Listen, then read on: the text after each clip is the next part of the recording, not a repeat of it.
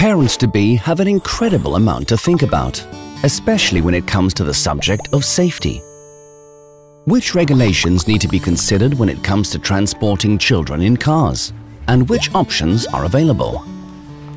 There are two safety regulations in force at the moment, ECE R44 and the new ECE R129. These define the rules for the safe transport of children in cars. Currently, all car seats that meet at least one of these regulations can be used. The new regulation, ECE R129, will be implemented in 3 phases.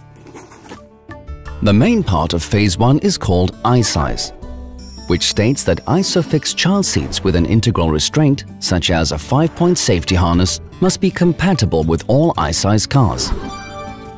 This phase has been in force since 2013.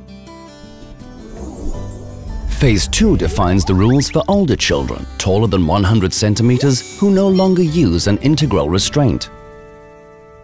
Phase 3 defines all other child seats not covered in Phase 1 and 2 and thereby completes Safety Regulation ECE R129.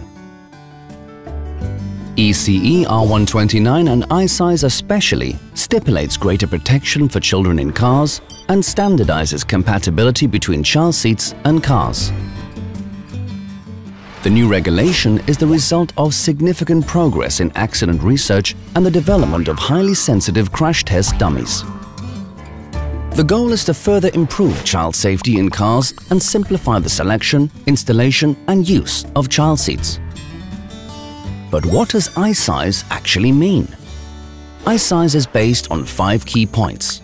First, during the first months, the weight of the baby's head is disproportionately high compared to its overall body weight. The baby can't support this weight on its own until the neck muscles are fully developed. Children should therefore travel in a rear-facing position for as long as possible. In the event of a frontal collision, the baby is significantly better protected because it is pushed into the seat. For this reason, it's now mandatory for children to travel in a rearward-facing position for at least 15 months. Second, child seats are no longer classified by the weight of the child, but by the height. Because parents are likely to be more familiar with the height rather than the weight of the child from buying clothes, this makes it easier for them to choose the right seat.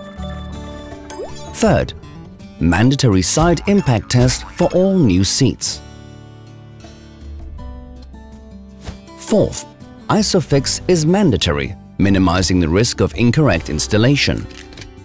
Fifth, I-size child seats are compatible with all I-size cars and with almost all ISOFIX cars. I-size cars can be recognized by the logo on the seats or from the vehicle manufacturer's handbook.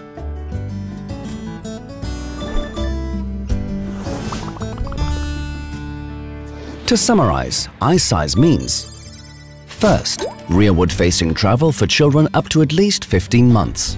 Second, classification by height.